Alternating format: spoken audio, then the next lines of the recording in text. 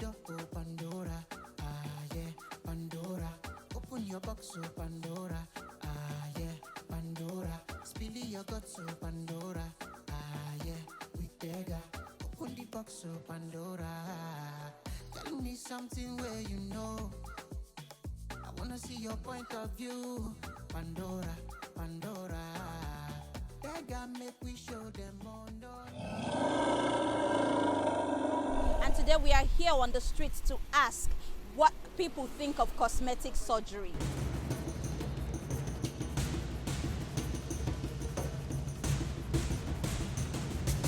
What do you feel about cosmetic surgery? I don't really think it's bad. It just depends on you if you want to do it. If you think it's going to make you feel better, then there's no problem. But personally, I won't do it. Why won't you do it? Is it a thing or is it trend or why would you do it? I feel like if I do it and I have big bum bum, people will be staring at me too much and I'll be shy because I don't really like that attention. Shy girl. Myself, yeah. Oh, you don't want the attention. Ha! When girls are looking for how they'll just be Because I working. heard that maybe I don't know if it's 1 out of 4 people don't make it, don't survive when you go for this procedure. So I don't really want to take the risk. And some doctors are not qualified. Before you know, things will start growing behind your this thing back. So I don't like Okay, so the fear of just having the aftermath bad effect and is the what, attention. and the attention. Oh wow, so you've heard from Tosin, she doesn't want the attention and she's skeptical on the success rate of the surgery. I think people should be allowed to undergo any form of cosmetic surgery that they feel like they want to, because the aim of cosmetic surgery in general is to just beautify yourself. So if you feel like you're not comfortable with how you look and you have the money, the resources to change it, then feel free to do so. So yeah, that's just my take. If you have someone that can pay for cosmetic surgery for you, as in free of charge or not, just cause say okay, auntie collect money, and then tells you okay, go and do, which part of your body do you think you can work on? If I have to work on my body, then maybe I'll just remove fat in my tummy, that's all. Oh, just fat removal from your tummy, liposuction, just liposuction. Okay, Jennifer, so that's just it. No, that's just the one. You don't want back, you don't want front. I'm working like this, like at least I have the one I can manage. No, you have the one you can manage, so you just want to go all the figure 8 and all. Oh, that's very nice. Cosmetic surgery has become a norm. If you're not doing it, like, what are you doing? Oh, wow. As you can see, the pressure is so much that even in my shop, I have to be on costume because it's almost like you are not seen when you are not endowed. You look really pretty with this. So, do you have any plans on doing this? Like, do you have any plans? Okay, actually, everyone has asked me, you're faking it until you really make it. Would you really make it? And truthfully, because of my religion, my husband, and perhaps other things, I don't think I'll be able to do it, but I love it. I love plastic surgery. Big Bum Bum does not select religion. Let me just put it in a nutshell. But the truth is, everybody can have what they want, irrespective of your religion. I'm a Christian, and I know in our team we have both Christian, Muslims, and the ones that are everywhere. So not Christian, not Muslim. So why not? In the theater sometimes, in the hospital sometimes, we can pray. I speak in tongues when necessary. So it's about what you want, and there's no religious obligation anywhere. I don't think there is any. I don't think I'll have any questions because before going into that, I would have done my own research, make sure that I know everything that I'm supposed to know. So yeah, it'll be until I get there before my brain can. But for now, I don't think I'll have any questions to ask. Do you have a particular concern towards the health implication of cosmetic surgery that you may want to ask us?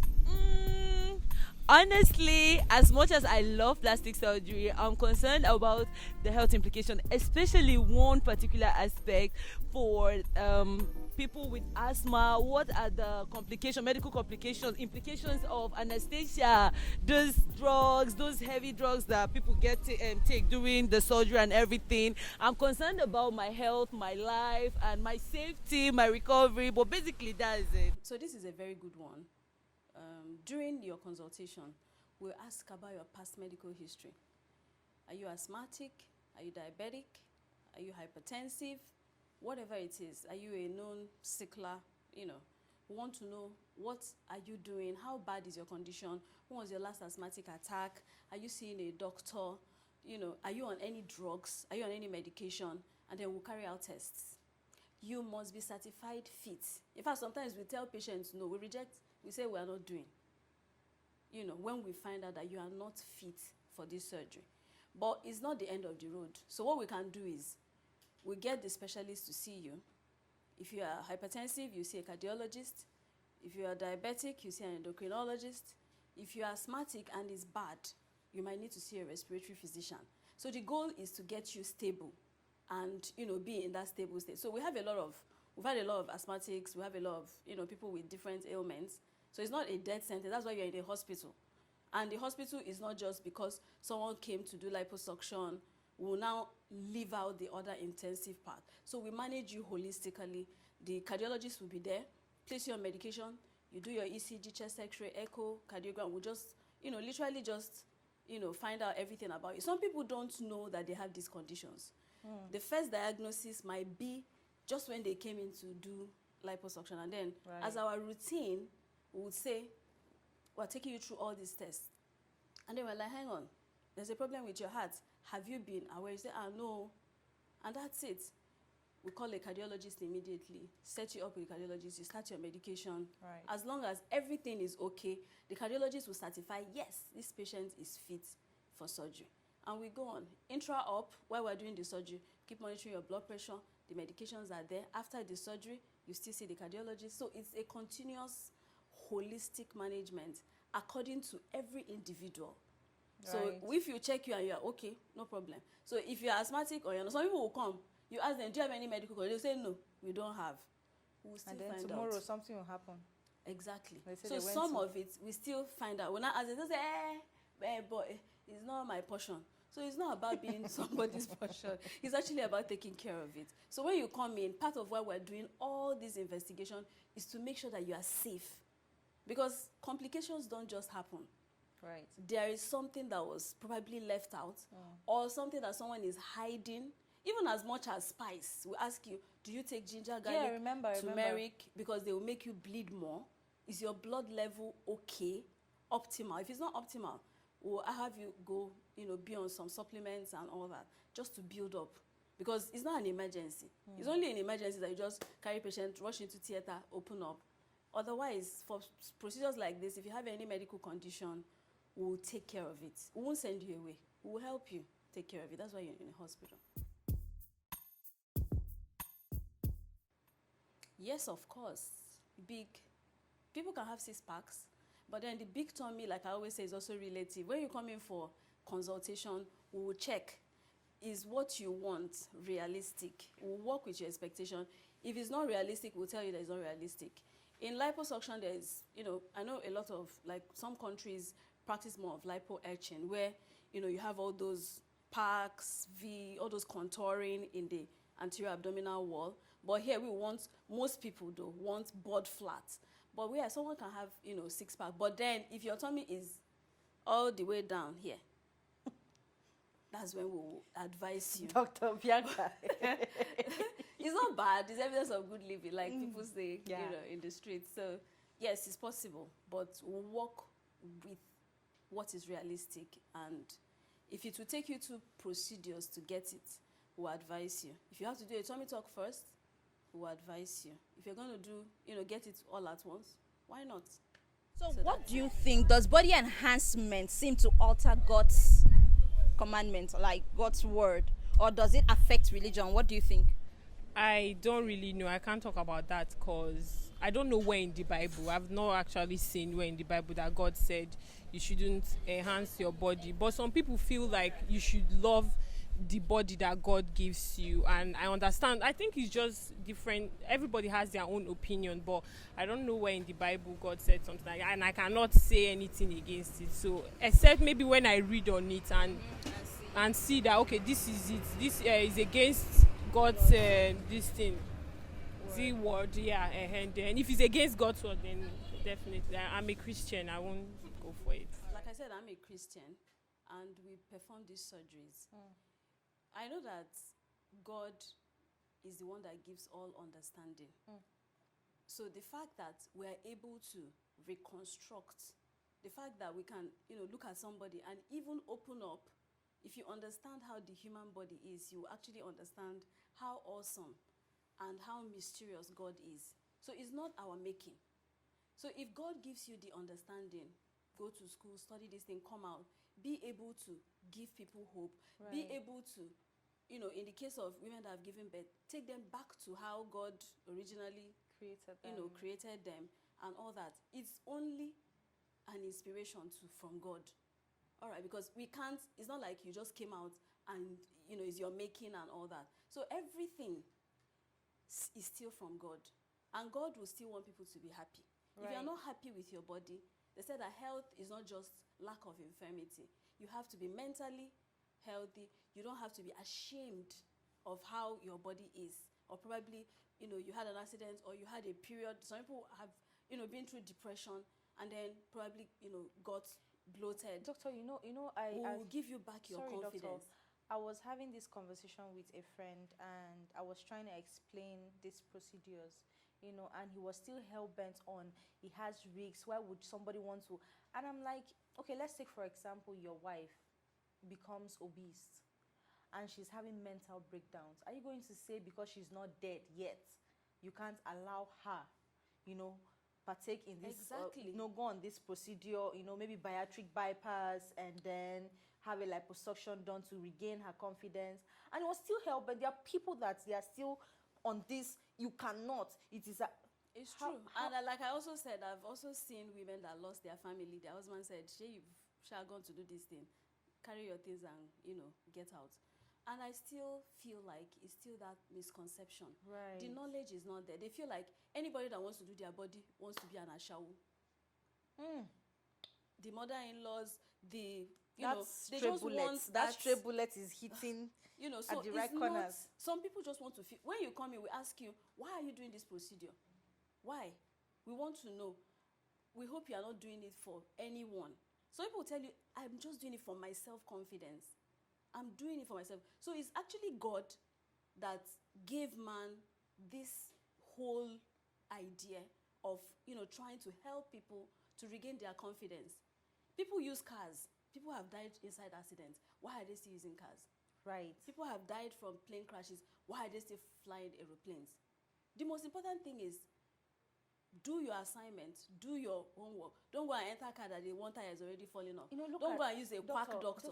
Look at Eniola Badmus. I'm going to call her name because I'm really proud of her progress and transformation. I don't know what she did. I don't know if it's bariatric bypass. I don't know whatever it is, but I think her self-confidence right now is 150 right now. You don't need to say it. And we know the truth. It's just that, that thing, just how will people look at me? How will the society see me? All right? And people are still judging her. And then people will use waist trainer. You tie yourself like, sometimes when they start releasing those things, I'm like, how do you even keep up? They just tie. So you want that body. You want that. And people will still body shame you. They just see this one's belly. Are you pregnant? When they see it, this your tummy is too big. Are you pregnant? Some people, those words kill them. A lot. And they'll still smile through it. It kills them. But the truth is, coming out again to come and do, they will still judge. This one, waiting, he wants to just be an ashawo. He wants to just enter this. He wants to take somebody's husband. In fact, it's in our comment section. Some people say, we're equipping the underworld girls to go and collect people's husband. Do you understand? Because the husbands are toys. That can be collected. Yes. So, but the thing is, God is still the giver of all knowledge. Right. So nobody should be more holier than anything. We, standing in the theater, sometimes we stand for like, how many hours? I don't even feel it. And you think it's my own strength. It's not. I pray before any surgery. Sometimes there are some patients that we will see. You just have that gut feeling that this person, something might just happen. And we'll just tell her, can you go and do this test? And they will just go and do it. And then you'll find out that this person is just a walking emergency. There was one of them that came in, and we found out that her blood pressure was over 200. At that point, you're not talking plastic surgery. You have to be alive first. Right. Because those are the kind of people that immediately they step out of the hospital, they just slump. The only thing you hear is somebody slumped. You go do yash. So just coming in, and that thing, you can't explain it.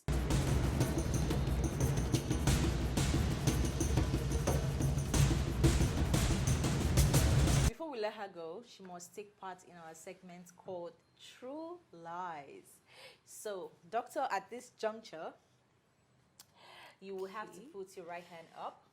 No, don't be scared. I'm sure you've done this before. Am I taking an oath? Oh, well. And your left hand on my hand. Okay. Guys, do not lie. Okay. Do not lie. So you say, do you promise? So I'll say, do you promise? Okay. Do you promise not to lie, not to tell the whole lie, and absolutely not tell the lie? So help me God. Okay. So you say, so help me God. So help me God. But I can be a little conservative. No, you have to say the truth and lie. Okay, so what is the biggest lie you have ever told? I'm monitoring your pulse today. This is where my lie detector is, under my eyelids. Oh, okay. So just puff up. Okay, okay. I'll call you back. Ah, well, this is true. This particular one. I will call you back. It's 2 days. But she tries. She tries. Okay, doctor, it was amazing having you on the show. In case you are just coming, rewind. Let me say it like Nigerians, rewind back. Rewind back and go and see how we started, you know. So it's been amazing having you on the show. This is Dr. Bianca, aka The Parrots. You know, if you watch the Granville's live sessions, you hear her introducing herself proudly. Under the mask. Dr. Parrot is here. And I'm like, who is Dr. Parrot? So finally, you guys know who Dr. Parrot is. So this is Dr. Parrot. And it's been amazing having you on the show. You have taught us so much today. Dr. B, we have something for you, and we hope this will sit perfectly on your couch, in your sitting room, so whenever you look at it, you'll be like, oh, I was on the Pandora show with Tega. So I'm happy you are here, and we love you. This is from us to you. And because we've kept you for so long, okay, we made you lunch. Yes, you have. So this is proudly from Ifanga's kitchen, my kitchen. Really? Yes. So enjoy your meal, and thank you. I hope you give us a call back. All right, thank you guys for hanging out with us, and it was an amazing show. I hope you enjoyed yourself. I still remain your amiable host, Tega Dominique. Goodbye.